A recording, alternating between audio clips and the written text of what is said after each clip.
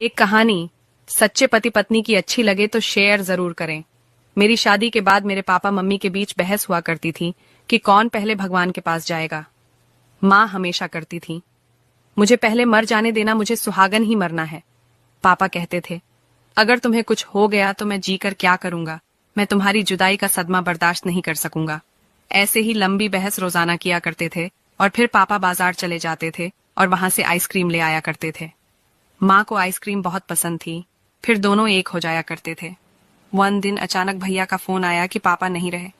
उस दिन के बाद माँ ने अपना होश खो दिया। ना वह किसी से बात करती, ना किसी से कुछ कहती, गुमसुम रहती, अकेले ही बैठी रहती। जब भी उनसे खाने खाने का कहते तो माँ कहती, अभी पापा आइसक्रीम लेकर आते ही होंगे, फिर खाना खाएंगे।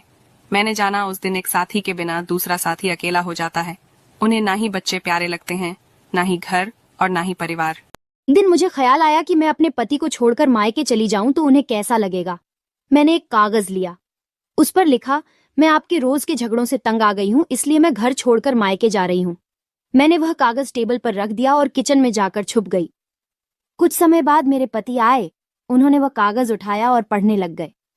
कुछ समय शांत रहे, उन्होंने फिर अपने फोन से किसी को कॉल किया। कहा, मैं आज आजाद हो गया हूं, मेरी बेवकूफ पत्नी घर छोड़कर चली गई है, इसलिए मैं तुमसे मिलने आ रहा हूं, तुम भी होटल पर आ जाओ। मेरे पति वहां से चले गए। मैं किचन से रोते हुए आई और वहां टेबल पर रखे कागज को उठाया। उस पर लिखा था, अरे पगली, मैंने तेरे बाल दरवाजे के पीछे देख लिए थे, मैं मजाक कर रहा था। पास वाले गार्डन से सब्जी लेकर आ रहा हूं, तब तक तुम चाय बनाकर रखना। मैं आता हूं, मेरी जिंदगी की खुशियां तेरे बहाने से आधी तुझे मनाने से है, आधी तुझे सताने से है। एक लड़की ने अपने सास ससुर को अपने पति और घर से अलग करके अपनी माँ को फोन किया और कहा कि माँ, एक खुशखबरी है, आज मैं और मेरे पति अपने सास ससुर से अलग हो गए हैं। हमने अपना एक अलग घर ले लिया है और अब हम वहीं रहते हैं। तुम जल्दी से फोन मेरे भाई को दो, ये खुशखबरी मुझे उसे भी देनी है। तब उस बेटी की माँ की आंखों में आंसू आ गए और उसने नम भरी आवाज में बस इतना ही कहा कि बेटी, तेरा भाई भी अब मुझसे अलग हो गया और उसकी पत्नी के साथ उसने भी अपना एक अलग घर ले लिया है। आप क्या समझे?